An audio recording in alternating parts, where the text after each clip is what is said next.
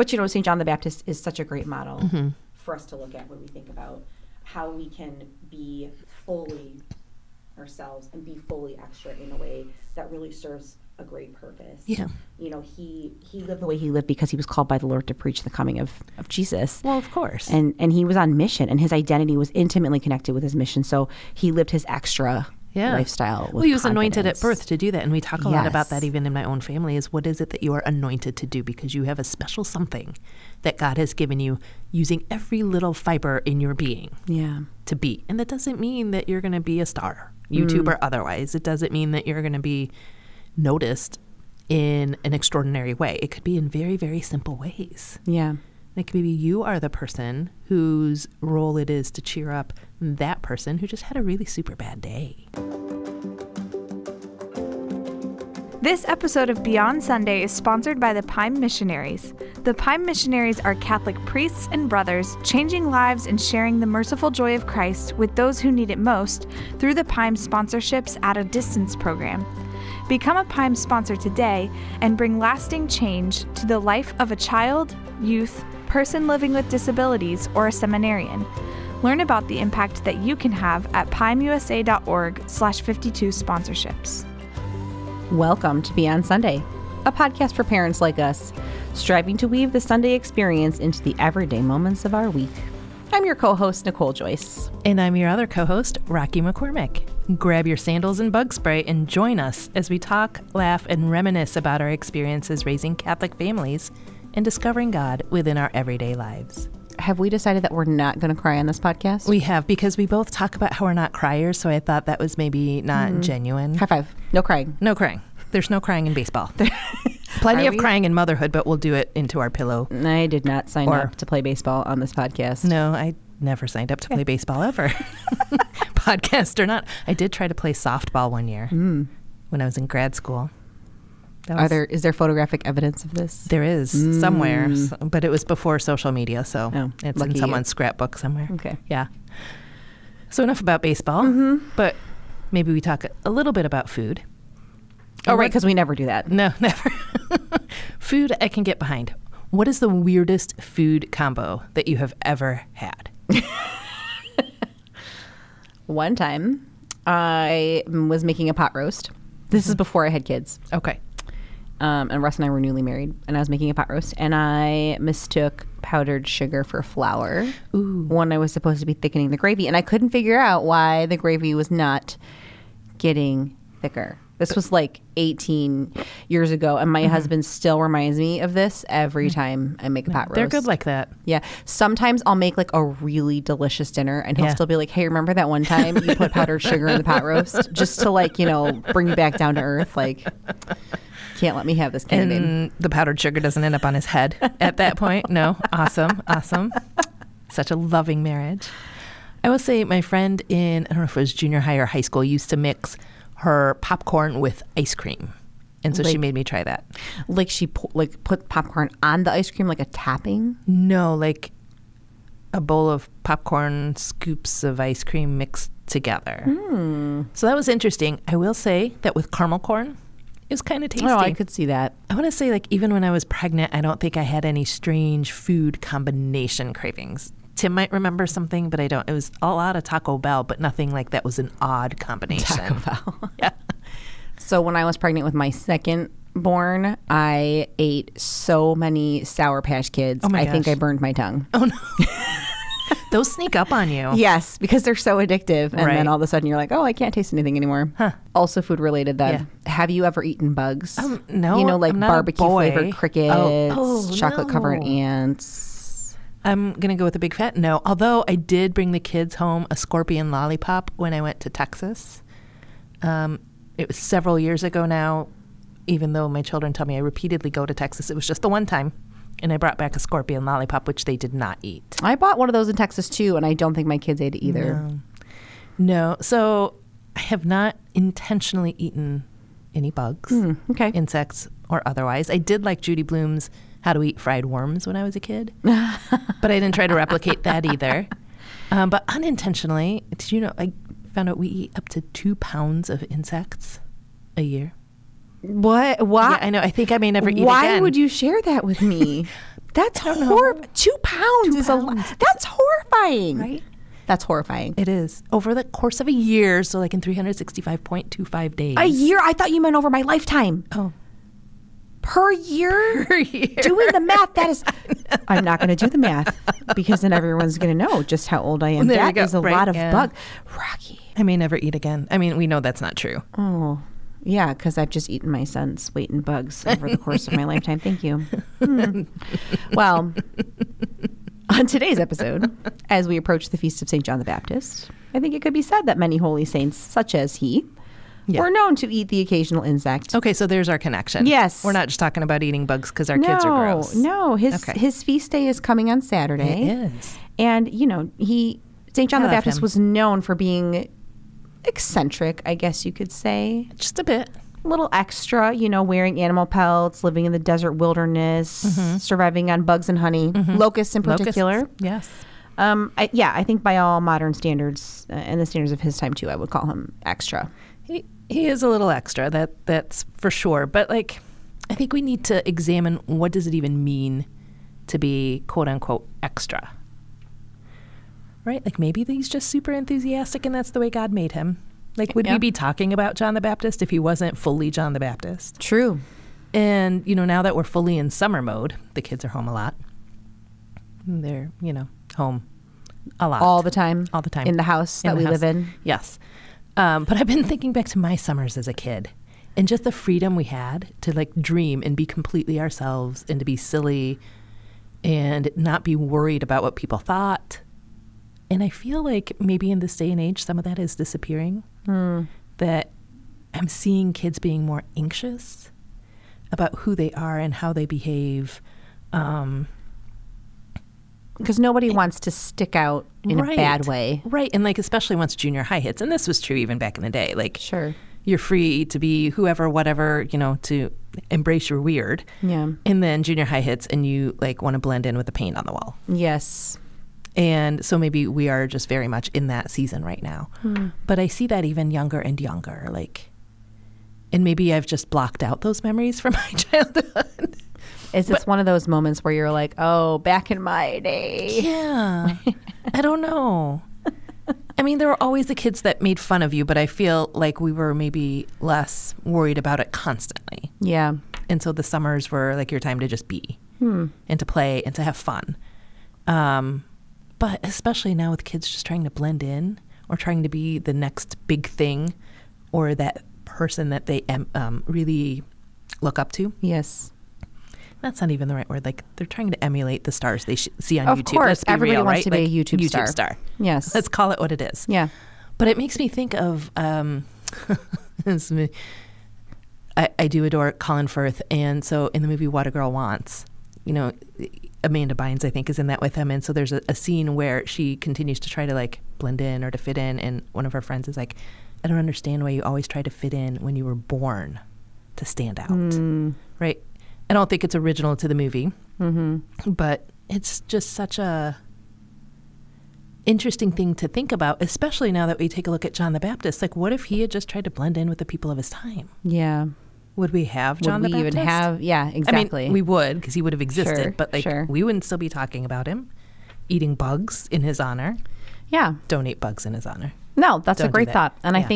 I think that we could probably talk about this all day long, but I think... Oh, it's Dr. Seuss. Dr. Seuss said it first.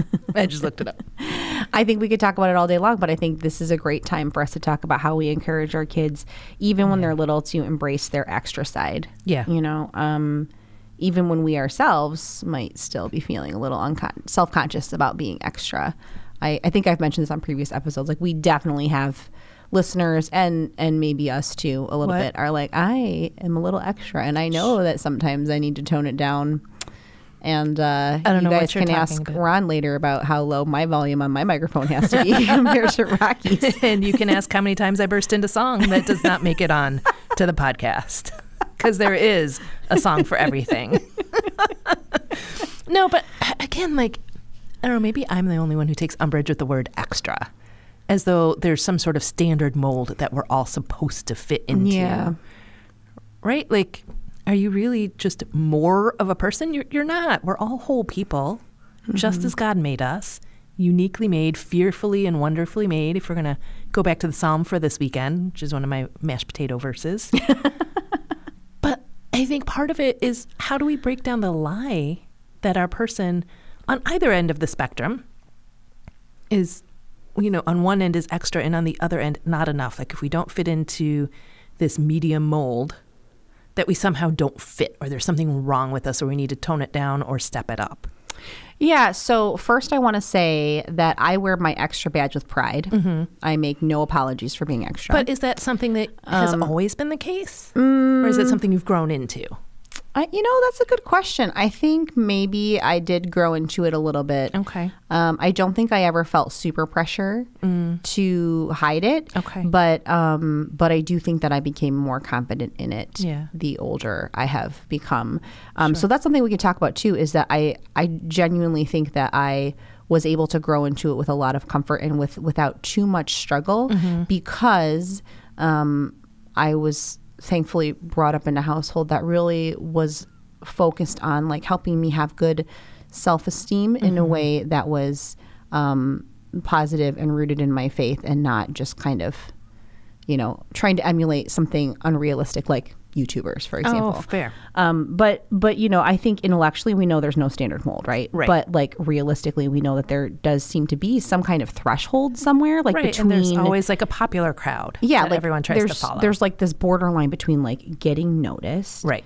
Either like by the way we look or the way we dress or the way we behave, or in St. John the Baptist experience, both, And I think a lot of our listeners have probably had a moment with their kids where they noticed something was different about themselves, or maybe they had someone point it out to them. And I know that can be really stressful the first time that happens. I remember my 8-year-old coming home from school one day and having said, so-and-so sitting next to me said that my ears stick out and I shouldn't wear my hair in a ponytail. And it's like heartbreaking. Like, come on, man, really? We're 8. I know. Why are we commenting on people's ears, Yeah. And I think there is that mix of kids are just observant, and sometimes there's absolutely zero value statement with that. It's just your stick out. Oh, yeah, they're just making an observation. They don't even realize that it's hurtful until you say something, Although you shouldn't wear a ponytail, I guess, is a value statement. Yes. But just in general, like I think especially little ones will just point out physical characteristics or personality characteristics. But we place value on them because we've had experiences that have told us that those things are bad. Yeah. And I think the greatest challenge when I'm talking to my kids is to help them to really own that God has made them very good. Yes. And can they always show their extra all the time? Like there's a time, manner, and place for things, such as my singing doesn't make it on the podcast. There is a time, manner, and place, but that doesn't mean that we hide who we are. Yeah.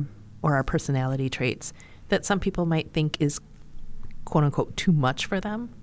Like that conversation I have with one of my kids especially is, well, you know what? It doesn't mean that you're too much.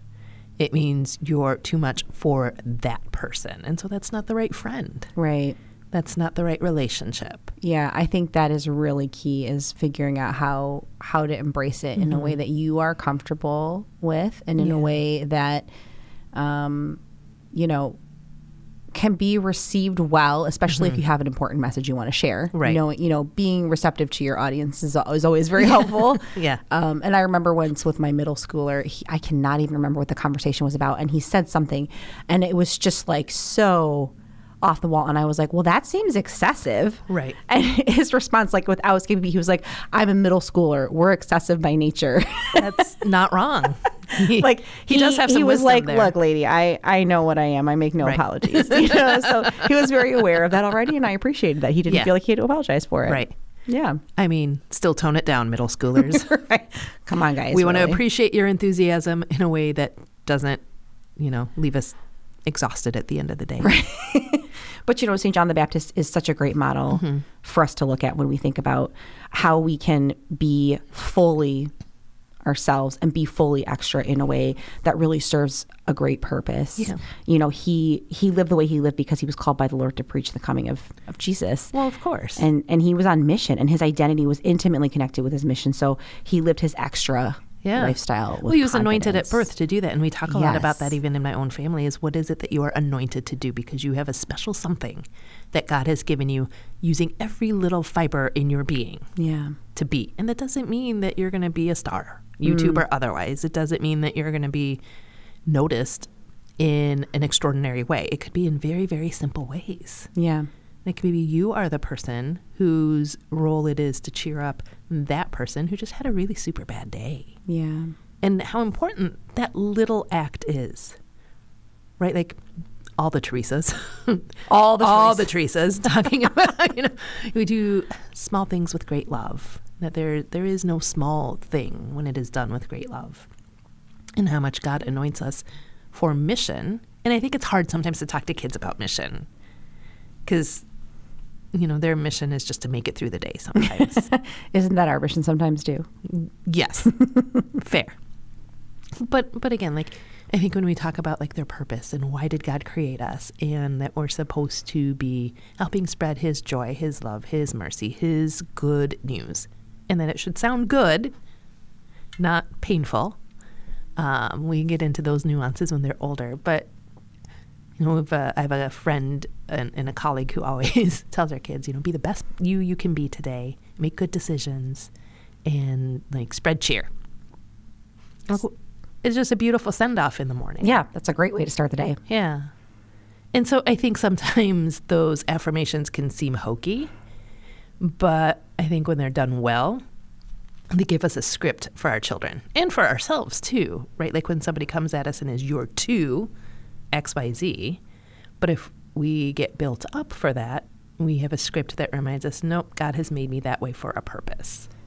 My oldest and I were having a conversation about confidence because she point blank was like, Mom, how are you so confident? And honestly, like I had to step out of the room so I could laugh.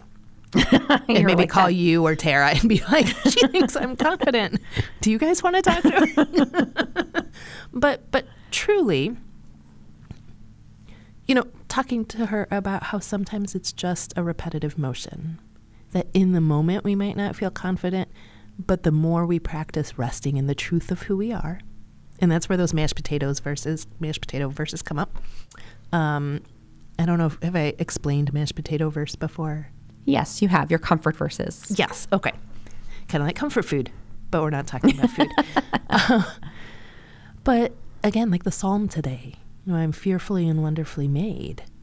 If we can rest in that, even when we feel a little not,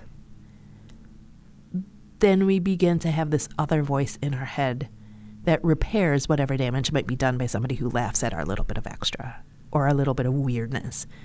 And I also tell her everybody's weird. Every single person is weird. I think the challenge comes in when they start to really want to assert their own identity. And, we all try our hardest to root their identity in their relationship with Jesus. Of course, that's what we want for all of us. Right. And so like when they try to assert who they're going to be in this bigger picture, sometimes they lose focus on that. So yes, having that verse that you go back to or having that truth that you rest in is really helpful to kind of remind them that they're still part of that bigger family. Right. And, maybe having a family cheer that mom chants when things get tough. Okay, well, that might be a little extra. Just a little bit. But it's also fun. But truly, like, I think part of our job is really to pour those words into them. Yeah. There's at no point would St. John the Baptist have been told to tone it down. Sure. By his family. Because they knew that he was anointed from birth. He was the first to leap at the presence of Jesus. That's a good point. So but with little people, I think we could go super simple. Absolutely. And we could talk about that basic purpose of what we're doing. We could talk about mission in a very simple way. Like we're going to the grocery store. It's 90 degrees out. Do your snow boots help us with the mission of getting groceries? Will you be able to effectively assist with the mission while wearing them? Sure. And quite honestly, in most cases like this, the answer is still yes. Yeah. And since the snow boots aren't hindering the mission, I just let the boots stay. But an example on the other side of this could be, really any practice related to safety, like wearing your seatbelt. Holding hands when we're crossing the street. There are lots of other examples where we're probably going to go ahead and do those things because they are directly related to the safety of the mission. Right. Or if we're talking about slightly older children, even in a group setting, that they can't always draw attention to themselves. That doesn't function in a group setting. So while, yes, you are uniquely and individually wonderful, that we also have to figure out how we function within a larger group. Yeah. Right now, it's because I have a tween. It's how do they dress on dress down days? Oh, yes. And so I am now in May. It's taken a full school year to just okay, does it fit with the code? Yes. Do I think sometimes it looks ridiculous? Also, yes. Do most of them look ridiculous to me? Yes. Also, yes. Right? And, it's just a generational thing at this point. And then I'm like, okay, I'm just old. But it's good to have those conversations, I think, in these basic situations because it does help build the vocabulary and the muscles to be able to exercise these types of thoughts with much bigger ideas. It does. And also, I think it is a dying to self for us as parents. Of course. Because so what if somebody thinks our kid's a little weird? Yeah. It's not a reflection on us. Yeah. They are learning who they are in this crazy, big, wonderful, awful world. And they're going to make their mark, and they have to figure out how to do that, again, in the way that God has made them to do it. And that is not a reflection on us just because they're wearing snow boots when it's 90 degrees or look a little bit silly in whatever outfit they have chosen for the day. And that's a good model for them to see, too, is that what they're doing doesn't affect my identity. I am still their mother, and I still love them. I feel like this is a recurring theme in our conversations. Is it? Yeah.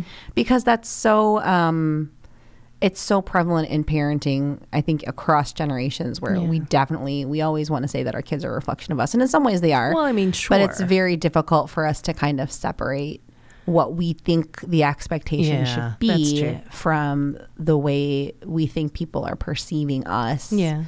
Based on outward appearances, based on behavior, things like that.